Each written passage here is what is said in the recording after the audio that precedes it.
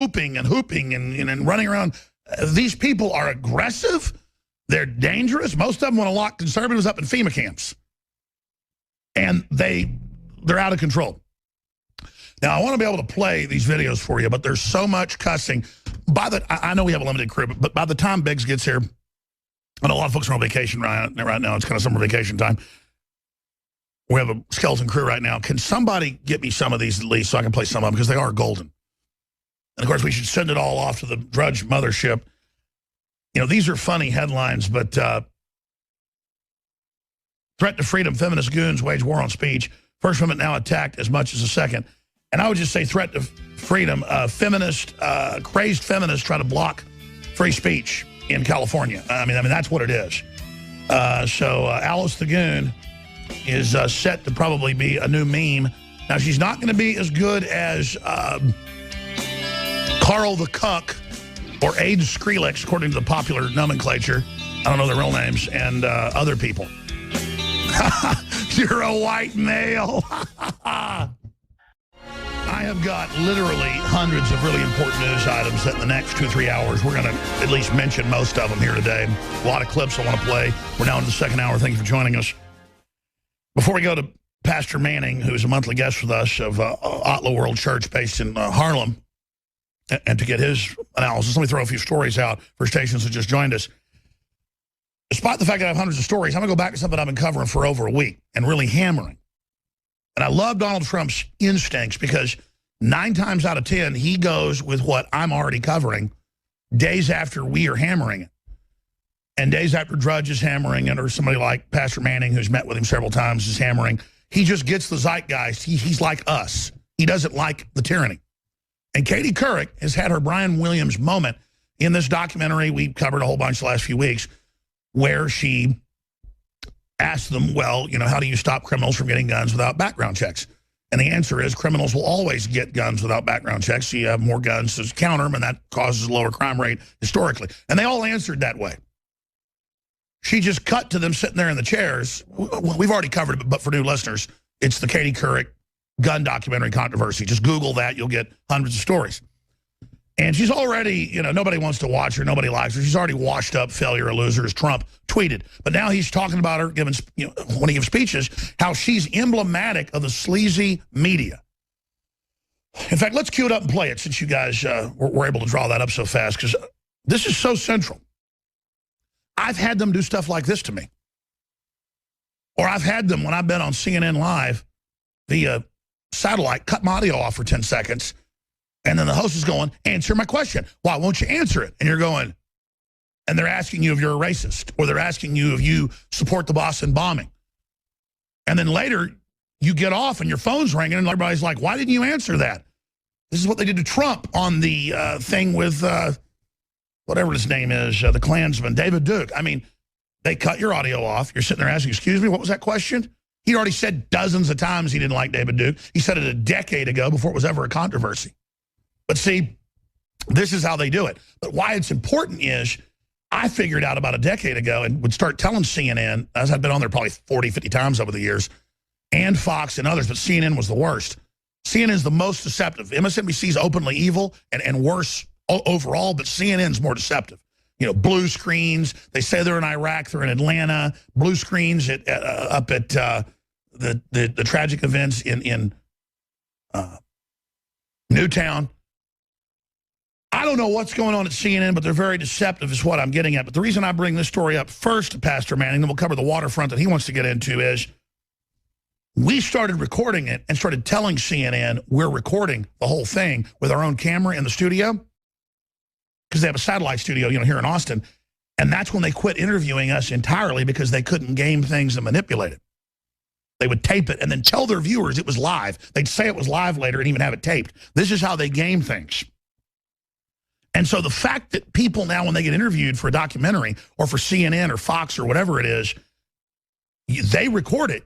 Then the interview comes out and they show what really happened, and it'll destroy these dirty, slimy people's so-called careers, because they deserve to be destroyed because they're deceivers of the people. And they're deceiving people to take a basic right hard fought for. And so I call it the New World Order's Brian Williams moment, Hillary Clinton's Brian Williams moment, Katie Couric's Brian Williams moment. They are the Brian Williams media, a bunch of lying, fake garbage with stolen glory, telling you things that are completely and totally, utterly untrue and are scientists of deception. Remember Gruber 4 years ago, 3 years ago, saying on all those C-SPAN videos, thank God the American people are so stupid. I was brought in to double and triple prices for the insurance companies and rip them off.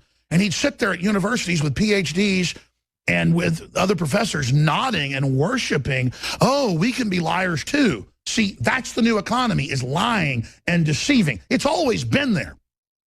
But now these guys get out in the open and lie to everyone. And then tell us that they're producing something and they're great people. Katie Couric is a predator. Katie Couric literally wants to deceive you. And I know most of you know that, but we should not just let them sit up there and lie. We should destroy them because they're trying to destroy us, is my point. And that's what Trump's doing when they're like, you know, he gets millions of dollars raised. He had 6 million pledged a few months ago. It finally all came in. People pledged, sir, I'm going to give $1 million. I'm going to give $500,000. I'm going to give 100,000. All these businessmen he knows. He marks it down in his book. He goes, we have 6 million pledged. Remember when he was winning those primaries? The media goes, he didn't really get 6 million. He just lied to you. And he goes, I said pledged. Well, he has the event. 6 million's come in. They go, you didn't have it. You lied. See, they try to take truthfulness as if it's a lie, and then they take the lie and sell it as if it's the truth is what I'm getting at. And he just goes, you're a sleaze, ABC reporter. You're a sleaze. You're a liar. You're pathetic. He goes, okay, let's call these veterans groups up. How much money did I give you that was collected? 100%. Most charities keep 60, 70%. 100%. But see, they can turn Trump matching people's funds, 100%, giving millions of dollars himself. They can turn that into a bad thing. But you know what? They can't do that anymore. So Pastor Manning joins us. We're going to cover a lot of news in this hour with him today. Pastor Manning of ATLAH, ATLAH.org, and he is a prominent pastor. He's been speaking out against Obama from before he was even elected, warning of the great evil. I thought he was, not exaggerating, but I thought he was miscalculating how bad it would be. I was wrong. It's far worse than I thought. It's been dead on. He has waged war against Christians. He is a wicked devil. And he's being opposed by folks right there in Harlem, like Pastor Manning, who also called for the boycott and the kicking of Sharpton off of MSNBC. That happened. So he's got a lot of courage because let me tell you, the kingpin in Harlem, at least for 30 years, has been Al Sharpton. So to take on a kingpin in New York is a big deal. So I admire Pastor James David Manning for his courage. ATLAH, ATLAH.org. So God bless you, my friend. And you heard my little 5-minute intro here. Do you think I mean, do you get my point of we need to punish these media whores and go after them and bring them down so the other liars know they're not safe?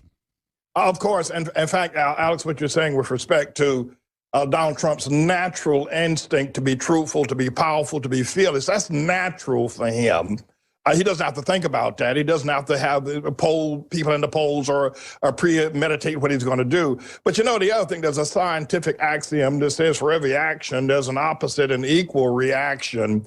And that is true as well. As a result of Donald Trump's natural instinct to be powerful, to be truthful, to be fearless, it brings out the natural instinct of the media to be sleazy, to be skanks, to be liars, to be dishonest, to be deceitful. That's just the opposite reaction that they have to Trump. Now, you notice, if there's someone else, I don't know, is it Hillary Clinton or Bill Clinton or whoever the hell else that comes on, they treat them differently because their natural reaction is different.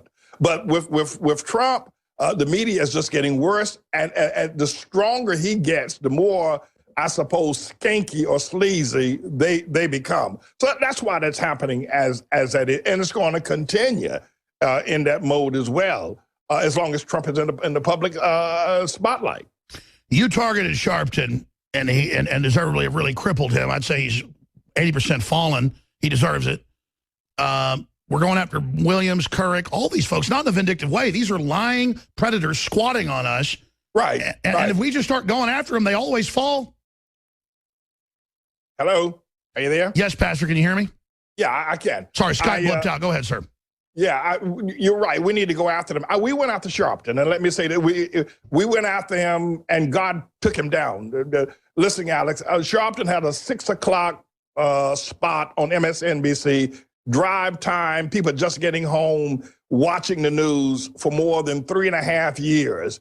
We went after him. We went down to MSNBC and stood in front of the studio there at Rockefeller Center. For 8 hours, we stood in front of that studio and called Sharpton out. He wouldn't come out. In fact, all the other reporters that work for MSNBC went in another door. We found out exactly what door they go into when they go in to report for duty. Anyway, he came down. God took him down. We shut down a local restaurant. It's a very powerful restaurant here in New York City. We went before that restaurant one Sunday afternoon with our people out in front of that restaurant, telling them that they're advertising on Sharpton's broadcast. And we were there for 15 minutes, a hot 15 minutes. The manager, who was in someplace else, owner of the restaurant, called us in and said they'll never advertise on MSNBC again. He's gone. He's now at 8 o'clock on Sunday morning. There's nobody watching him now. It's just a matter of time now before he completely fades. Sure, they save face. So that's what they did with that Piers Morgan guy. Yeah, right. They gave him that, but he's gone. He's through. But we need to, I mean, you're going after Katie Couric. She needs to be going after. The truth of the matter is there's nothing left there. She's hanging on by a wing and a prayer. She's not entertaining. She's certainly not a good journalist. Yeah, she makes fraudulent documentaries now. Yeah, but you know, the other thing you were talking about how CNN, I've watched you on CNN on several times, and how they manipulate your presence there. But I was amazed that you were able to satellite broadcast, bring your own camera in to CNN, because, you know, they're very strict about that kind of thing. But I've watched them, how they manipulate. And they too, by the way, Alex, have a sense of evil, have a sense of lying and a sense of deception. We got to reach the people that watch CNN and let them know what's being done to them, that they're being brainwashed, that they're allowing. That's a great point. There's still a remnant of people that buy into mainstream media. Now, the general public's still somewhat asleep too, but they get their propaganda from entertainment and things that are embedded in media. That's why Obama goes on every show under the sun, from ESPN to Jimmy Fallon. How do we reach those people that are still in Zombo land, Pastor Manning? Well, you know, we got to continue to do what we're doing. But I think one of the great ways that I reach them here is by stirring up the truth here in Harlem. I get the attention of the New York Times, and a lot of these people are New York Times readers or the CNN people. They're in that liberal mode, that there is nothing too aggressive.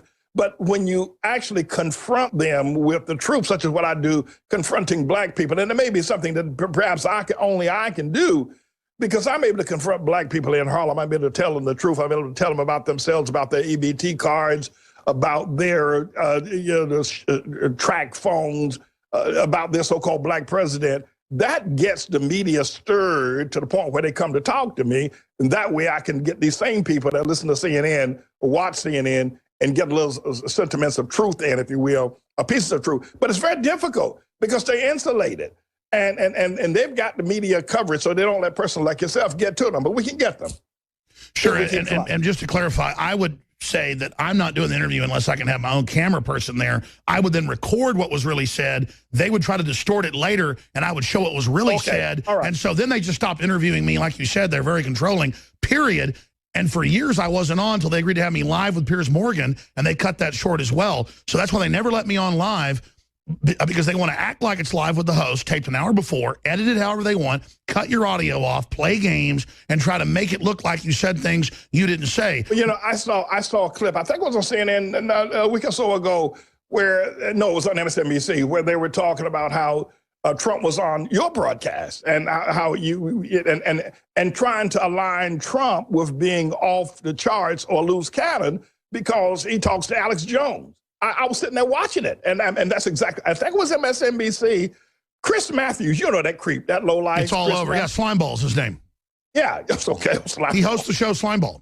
Yeah, okay, all right. But he's the one who said it. Oh, Trump, it talks to loose cannons like Alex Jones. Had your picture up there and had you, I mean, he stayed on you for a while. And the other little guy that comes on after him went after you as well. I said, why are they trying to skew Alex here Because tonight? they know if Trump goes with hardcore Americana, he will win. They're trying to manipulate his campaign people to buy into the fact that, oh, don't go in the briar patch. And of course, Trump's smart. He's jumping in the briar patch because he knows